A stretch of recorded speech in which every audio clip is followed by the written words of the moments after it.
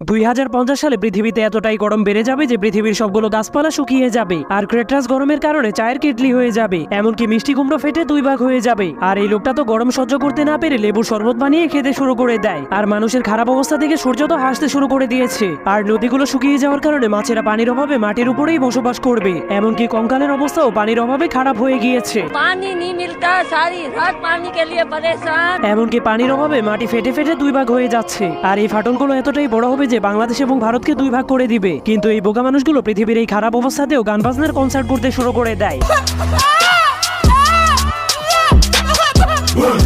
তখন তাদের এই ভয়ানক গান শুনে মেঘেরা পাহাড়ের পেছন থেকে বের হয়ে নাচতে শুরু করে দেয়। কিন্তু তখন একটা ইলেকট্রিক শক খেয়ে মেঘগুলো বৃষ্টি হয়ে ঝরতে শুরু করে দেয়, যার কারণে তারা সবাই অনেক বছর পর পানি পেয়ে অনেক খুশি হয়ে যায়।